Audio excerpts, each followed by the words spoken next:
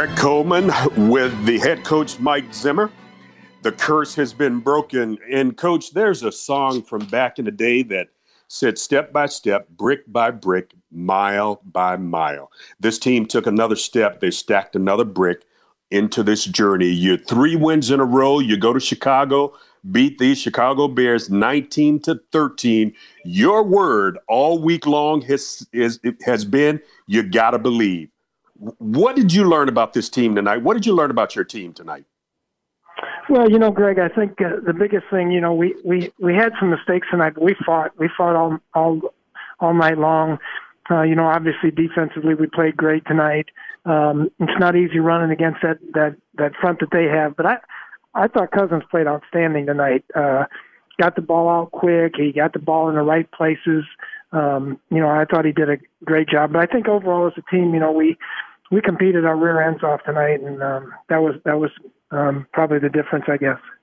Monday Night Football has always been a very emotional game for players, even back when I played. If and when you played on Monday night, it's the staple of the NFL outside of the Super Bowl. What was the emotion like for your football team?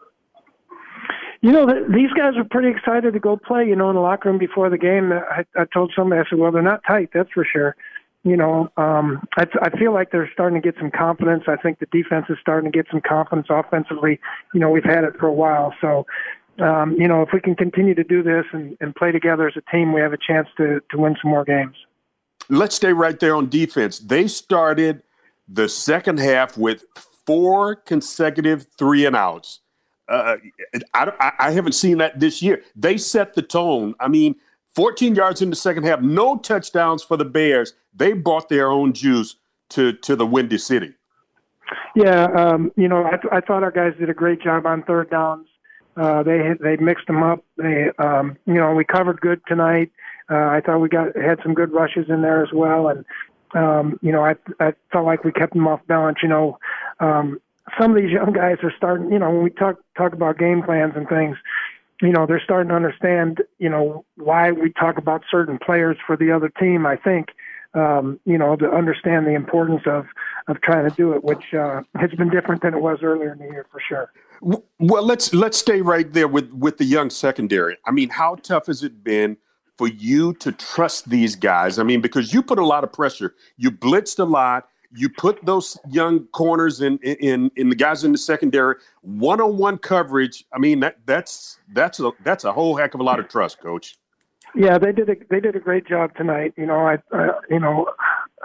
really honestly can't say enough about Chris Jones. The guy comes in here and he's played a ton of plays in the last 2 ball games. Come off the street a week ago Monday, and he's done a really nice job. And Gladney continues to get better, and looked like Boyd got better tonight. But we had, Troy Dye played a lot tonight. Hercules Mataafa. We've had a bunch of young guys that Watts.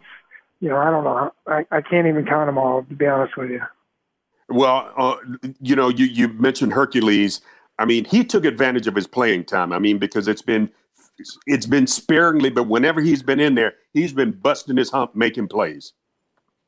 Yeah, he made some plays tonight.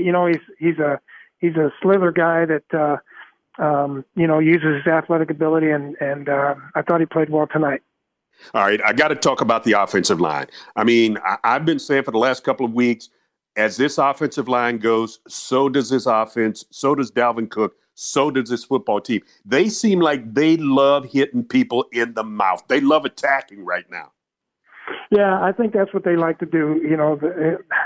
It's always, that's what offensive lines do. And when you got a guy behind him like Dalvin, they get excited about the opportunity that he's going to hit a big one at any point in time. It's too bad we had the holding call on the one big run that he had.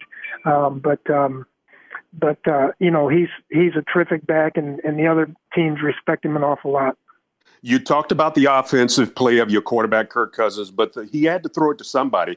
J.J. Jefferson, the kid comes up, makes play after play. Adam Thielen, the great one-handed catch in the end zone. And the old man, the dinosaur, Kyle Rudolph, came up with a lot of big plays for your offense tonight.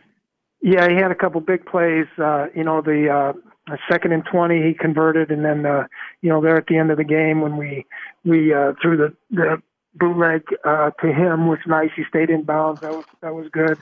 And then, Justin Jefferson's a terrific player, and he's getting better and better each week. And and I think Kirk has a lot of trust in him, and as do the coaches. And he's a great kid. He loves to play. Coach, last few before we let you go, we talked about offense, defense, and special teams. Not very special over the last couple of weeks. What's going on with that unit? Yeah, I don't know, Greg. We weren't very good tonight. We weren't supposed to kick the ball to Patterson, and we did, and that was bad. We're going to have to really look at our personnel on that and see if we can change some things up, because this is not good. It's been bad the last 2 weeks, and quite honestly, I'm tired of it.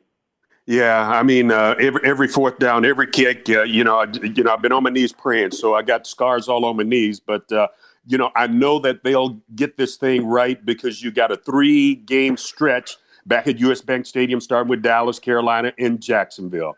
Coach, enjoy the win. Congratulations, and we'll talk to you soon. All right. Thank you, Greg. Bye-bye.